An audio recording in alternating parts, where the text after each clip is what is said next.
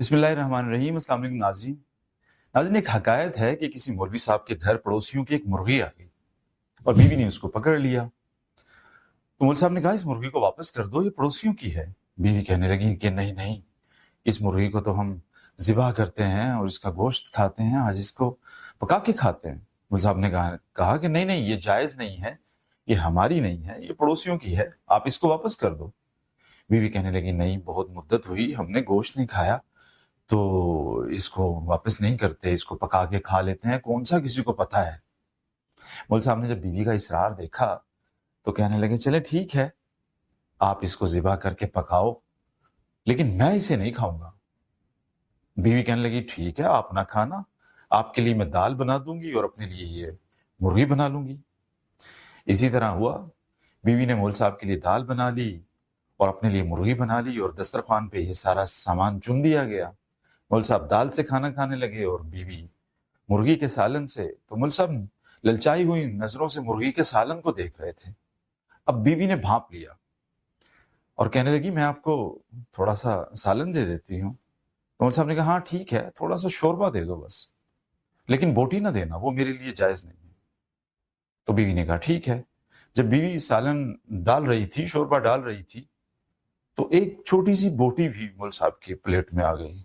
تو بیوی جب اسے واپس نکالنے لگی تو مول صاحب نے کہا جو چیز خود سے آ گئی ہے تو اسے آنے دو، کوئی بات نہیں، ایک چھوٹی موٹی بوٹی بھی آنے دو۔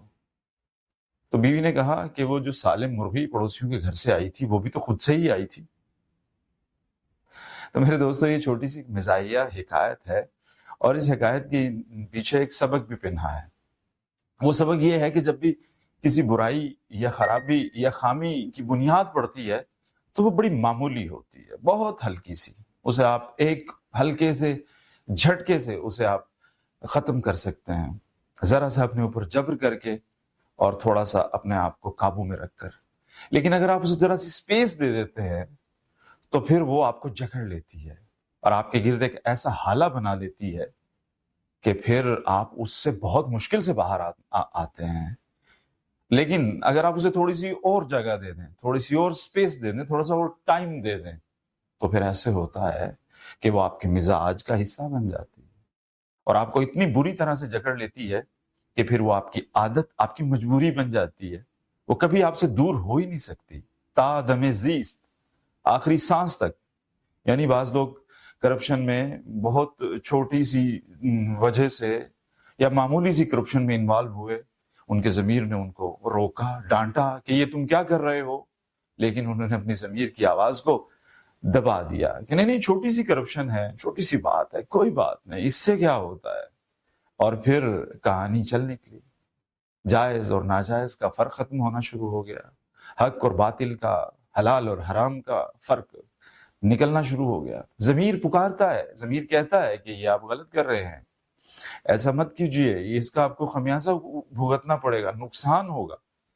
لیکن انسان کہتا ہے کہ نہیں نہیں، یہ تو خود سے ایک چیز چل کے آئی ہے میرے پاس، میں نے کب اس کی تمنا کی تھی، میں نے کب کہا تھا کہ یہ سب کچھ ہو، یہ تو خود سے ہو گیا، یہ پیسے تو میرے جیب میں خود سے ڈال گیا وہ۔ اور پھر یہ سلسلہ چل نکلتا ہے۔ حضرات محترم، ایران کا عادل بادشاہ نوشیروان ایک بار ایک سفر پہ گیا ہوا تھا، تو وہاں پہ اس نے اپنے باورچی سے کہا کہ نمک نہیں ہے، قریب کی بستی سے نمک لے کر آؤ۔ جب باورچی نمک لینے کے لیے جانے لگا تو اس نے ایک بات کہی، اس نے کہا یاد رکھو، نمک بنا پیسے کے مت لے کر آنا، اس کا معاوضہ ان کو ضرور دے کر آنا۔ وہ باورچی کہنے لگا بادشاہ سلامت، یہ تو بڑی معمولی سی چیز ہے، اس کو ہم ویسے ہی لے آئیں تو پھر کیا ہوگا۔ انہوں نے کہا اگر آپ بنا قیمت دے کر نمک لاؤ گے تو یہ بستی برباد ہو جائے گی۔ میرے دوستو، عادل نوشیروان بادشاہ نے جو بات کی تھی، اس کا مقصد یہی تھا کہ اگر میں اپنے فوجیوں کو، اپنے ہرکاروں کو، اپنے کارندوں کو آج فری میں، مفت میں نمک لانے کے لیے کی اجازت دے دوں گا تو کل کو یہ بستیاں اجاڑ کے رکھ دیں گے، کل کو یہ سب کچھ تباہ و برباد کر کے رکھ دیں گے، کیونکہ اس کی خرابی کی بنیاد پڑ چکی ہوگی۔ تو بنیاد کسی بھی چیز کی بڑی سافٹ ہوتی ہے، بڑی ٹینڈر ہوتی ہے، بڑی ہلکی اور بڑی نازک ہوتی ہے، لیکن جب وہ جڑ پکڑ جاتی ہے کسی انسان کے اندر یا کسی معاشروں کے اندر، پھر اس سے نکلنا اور اس سے باہر آنا بہت مشکل ہو جاتا ہے۔